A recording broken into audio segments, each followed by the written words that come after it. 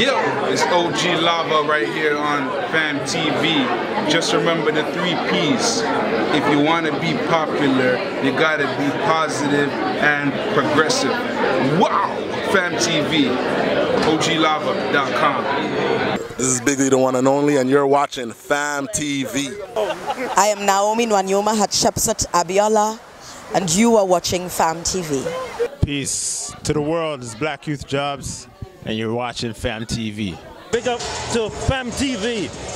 Continue to do the important work that you're doing. We have big things ahead. Think big. Always think big, but make even bigger things happen. In the right hands with Fam TV. Yeah, Toronto, it's your man DJ Kobe J, and you're subscribed and watching Fam TV. It's Zan, aka Blast Void. You're watching Fam TV. Family!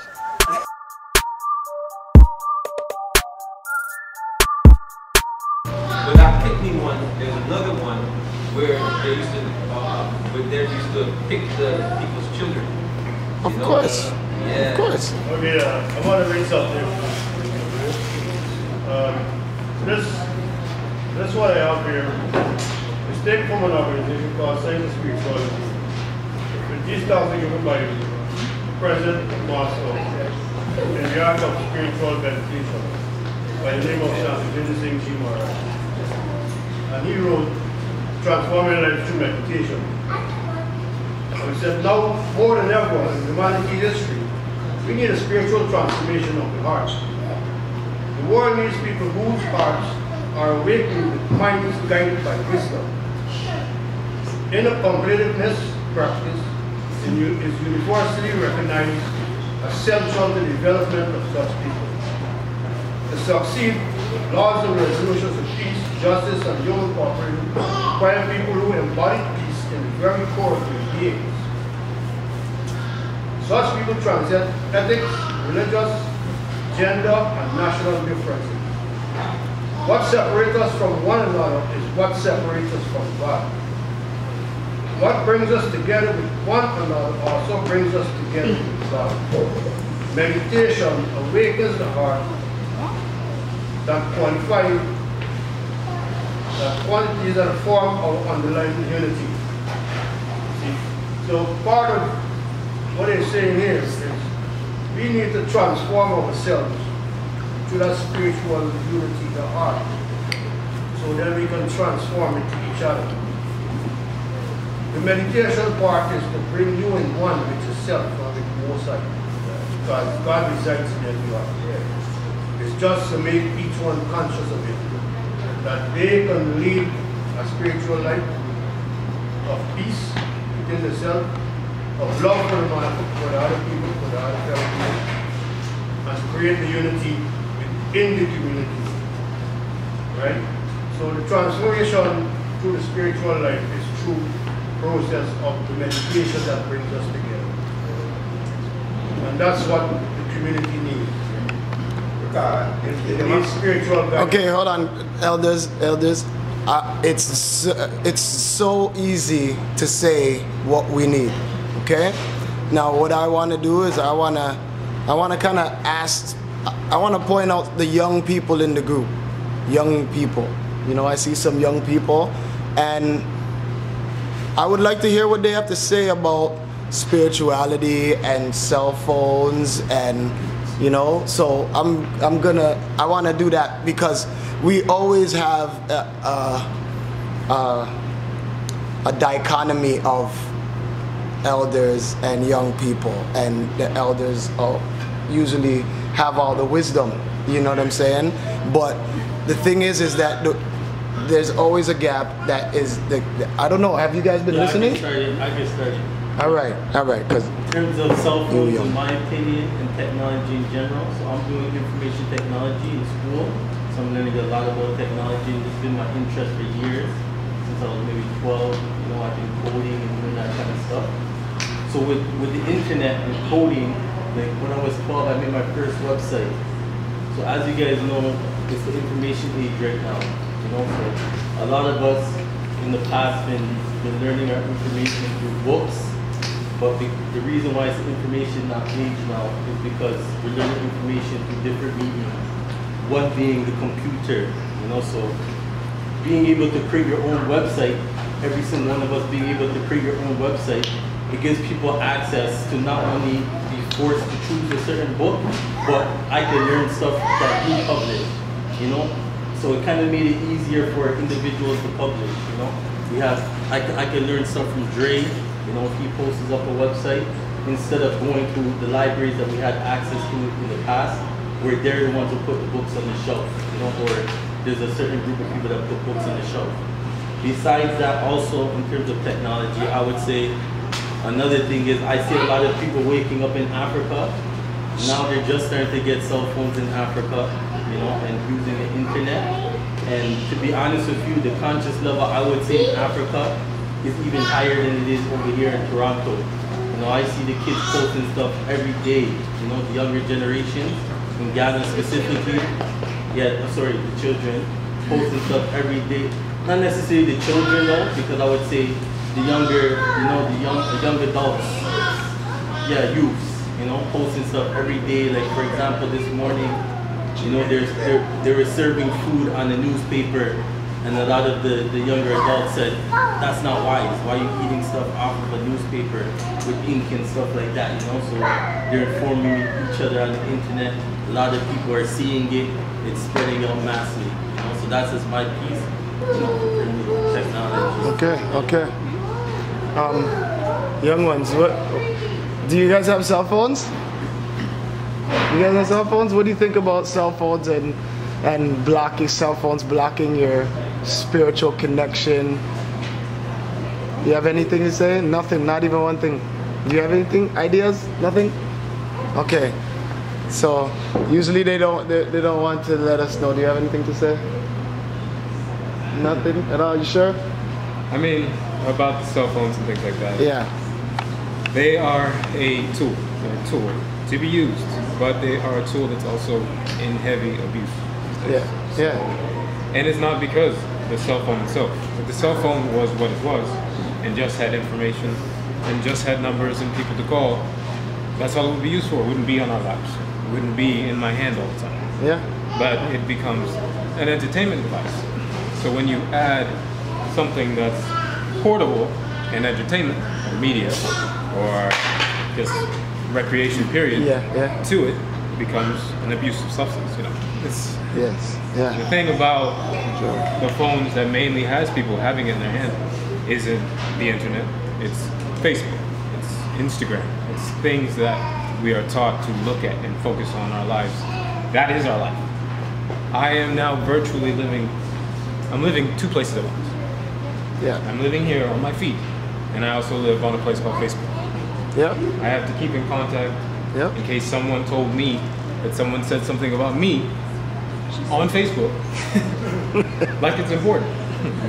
And I have people I call friends that I've never met my whole life, because we have occasional dialogue here or there, or they kiss my butt about my pictures, or do things like that. I don't know what they do. I don't know really what they do. I mean, I've heard some things from people on Facebook that in reality, if someone had said that to me face to face, I would have been, okay, we're done talking. We can't talk. You just said something so weird, so out of place, out of pocket. I can't use you anymore. You're not the kind of person I want to deal with. But on Facebook or Instagram, we bypass our natural way of thinking to go for the social way, the internet social way, which is, okay, I'm just gonna ignore this person and let them follow me and like all my stuff. So they're gonna still be in my virtual vicinity, but they are my followers. True. Yo, great breakdown. Great breakdown. That was a great breakdown. I'm mindful of a couple things, including time. Oh, yes. So one of the things I just wanted to see if we could create a intergenerational alignment, right? And so in the Bible, it says in the last days, knowledge would run to and fro upon the earth, right? So the reason I make reference of that is because it was already written that there will come to a time where this kind of technology would bring the knowledge to us all over the world, right? But it was already also written in Genesis chapter 15, verse 13 and 14, when God said to Abraham, know for certain your descendants will be enslaved and mistreated in a land not their own for 400 years. After which I will come and judge the nation that they serve as slaves, and I will punish them. And your descendants will be left with great abundance. Now, a couple things. Up until now, no government has ever apologized to us for the enslavement and dehumanization. They're non-repentant. As a consequence, we've received no reparations, right? Yet in Genesis, God says he's going to punish them and give us reparations. So what he's talking about, what the scriptures is referencing, is a time for justice as regards our people. Second of all, the Bible says 400 years. And if we were to take it literally, the fact is, the first account of any African being sold into slavery in the Americas is August the 20th, 1619. That means if you add 400 to 1619, next year is the end of the 400-year tribulation. So there's so many variables that we have to take into consideration. Number one, if it is the end of the 400 years, what do we do after the 400-year period is up? Right? And number two, how do we prepare ourselves, right, for the dawning of this new day? Right? So I just wanted to throw those questions out. Given the fact that the 400 years is up, what do we need to do to prepare ourselves? Well, Sister Shay. I think when you think about a culture, even in the nation that we live in, any time that you're commemorating something, you throw a party.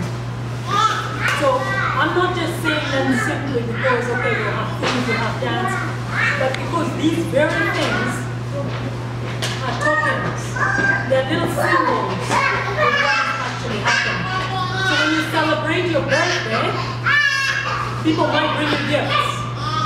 That's not just, it doesn't matter, even though you yourself may not really care for gifts. And you may not ask people to bring you gifts, right? But yet, there is something that it does. Imagine if everybody in the world got gifts, you're the only person who never got a gift. Even if you don't care about gifts, would that say something to you?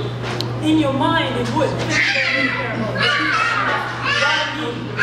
Right? So to celebrate, to really make you think about that day, to remember it, to enjoy it, and to look forward to the future, there has to be a celebration.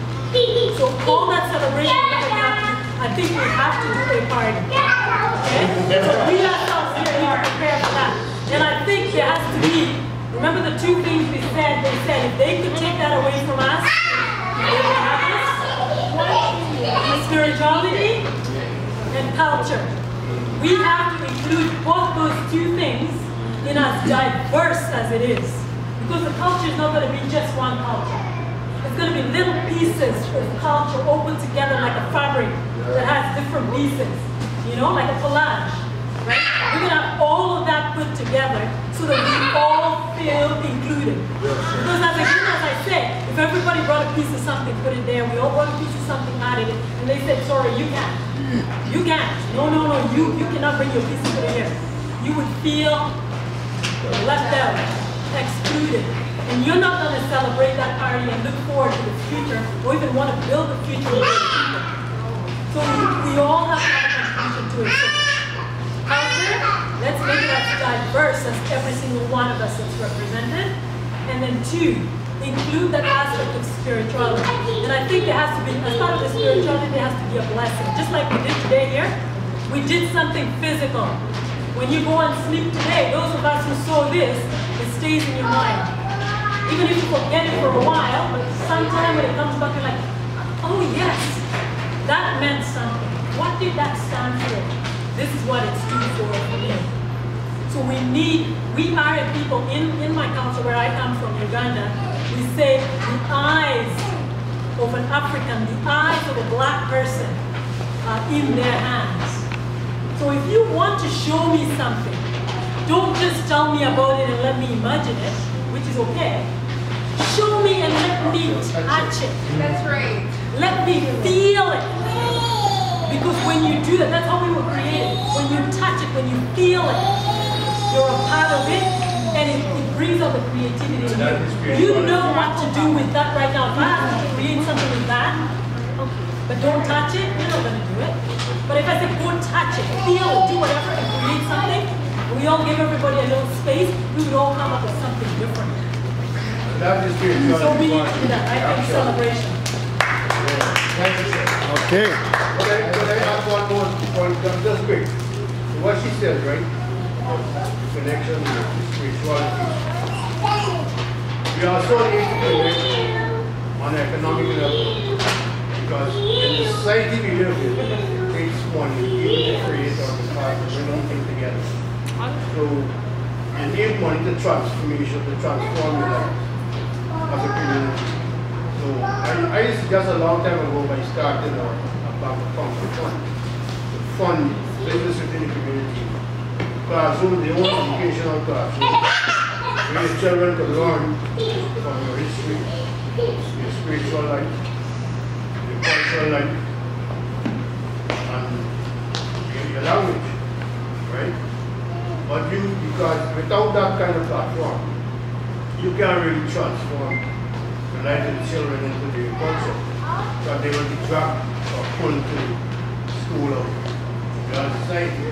It is a system, right? Because the system already saying they have to go to their school, right? Because in their school, the only reason they have this for black school, is anything somewhere around here, right? That was recent, and what happened to that? Not enough support.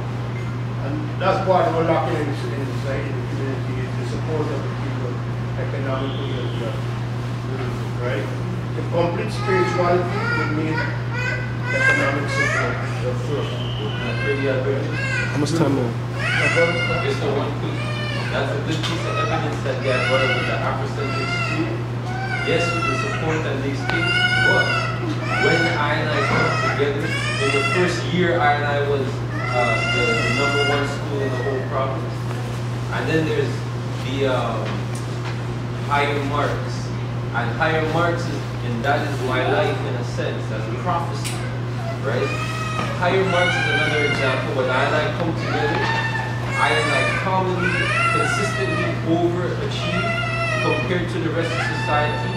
But you know what ended up happening is this thing is real, right? Now, all the ones who were getting it easy to go through society, right?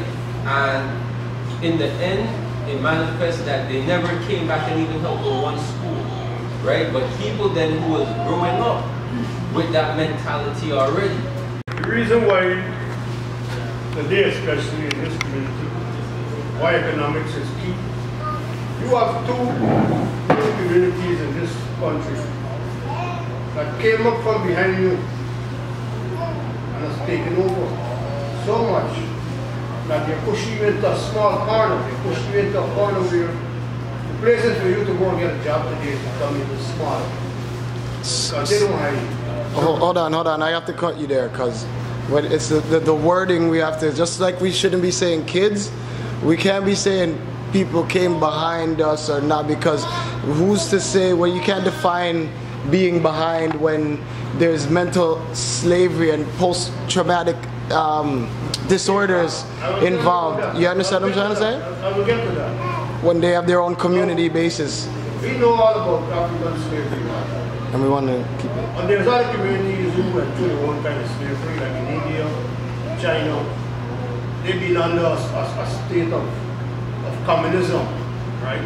India was under a caste system, where a certain caste of people had no rights under the Maharajas there, right?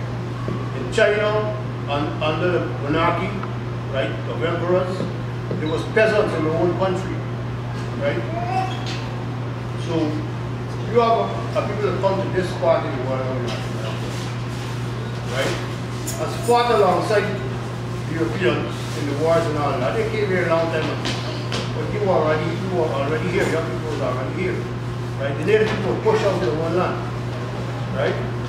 And were driven into submission, where they had to either turn to the European way to survive, right? As a native people in Canada, right? Or that they would have been wiped out totally, right? Even today they suffer.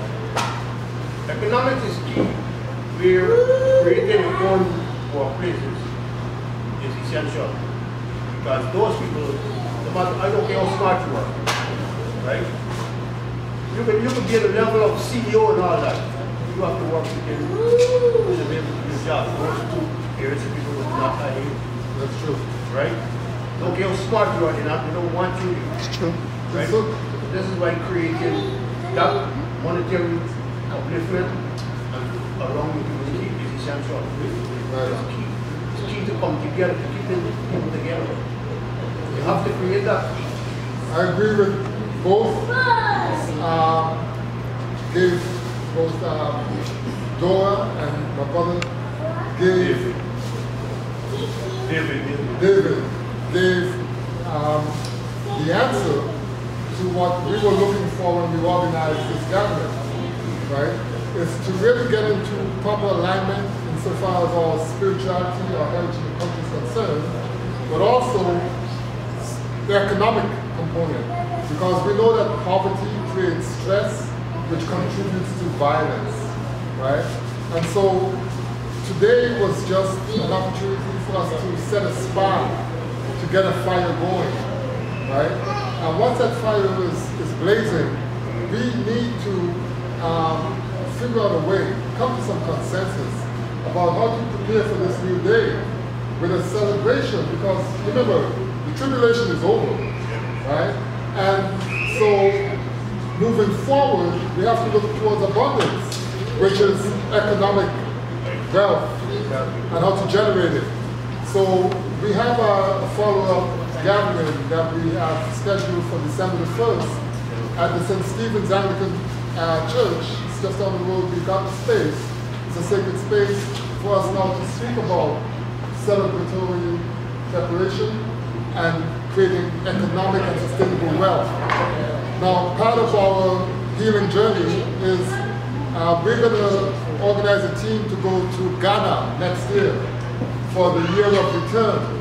The Ghanaian government is making preparations for those of us in the diaspora to come back to Africa for that 400-year anniversary or occasion, right?